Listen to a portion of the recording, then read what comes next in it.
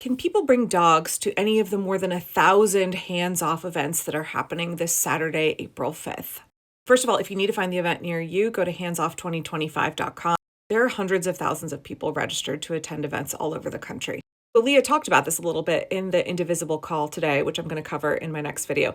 But she said these events are meant to be family friendly. They're meant to be joyful. They're meant to be inclusive, safe, nonviolent.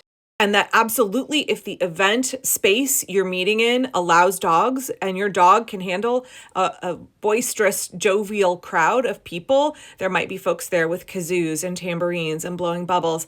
If your dog can handle that, then dogs are welcome.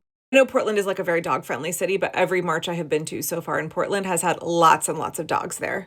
So I hope to see y'all. If you need to find the event near you, again, go to handsoff2025.com. Okay, y'all, when we're talking about family-friendly public events where dogs are allowed, like a number of the April 5th hands-off events that are planned to be inclusive, family-friendly, and if the venue allows dogs, if the location allows dogs, they are welcome. I'm asking y'all not to engage in bean soup discourse around this issue. I think an individual dog owner knows their dog and what that dog can handle better than we do. We don't really need to be wasting our energy imagining scenarios where a dog gets spooked or triggered. Like, would you say the same thing about bringing your dog to the farmer's market or to Shakespeare in the Park or some local music festival if dogs are allowed at all of those things? Like, we don't need to be wasting our energy over empathizing with other people's dogs. I think people know if they're going to a protest that allows dogs, they need to decide if their dog can handle it.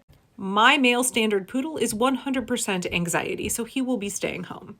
Okay, y'all, I'm seeing a ton of bean soup comments in the video where somebody asked if you could bring dogs to the Hands Off 2025 March on April 5th. And I was like, the event is supposed to be family friendly, and the organizers have said that children are welcome, it should be joyful, and dogs are welcome if the space allows dogs and if your dog can handle it. And I'm just getting a bunch of comments of like, well, some people are afraid of dogs, or your dog might freak out and bite somebody. And this person says, IMO, bringing your dog to a huge crowded protest seems really selfish. I'd argue that 99% of dogs do not enjoy that environment or type of stimulation at all. How about you let dog owners assess the temperament of their dog? I'm sure they know their dog better than you or I do. I know I made a video yesterday that was like waffles and pancakes discourse is really rearing its ugly head.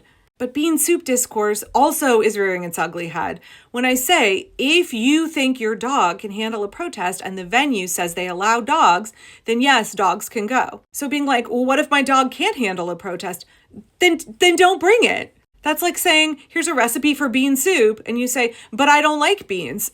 Okay, then don't make this soup. This is really chronically online, y'all. We do not need to be having an argument about this. I have been to countless protests in Portland, and people bring their dogs, and those dogs do fine. Because the people who bring their dogs know that their dogs are good in public and can handle that kind of an environment.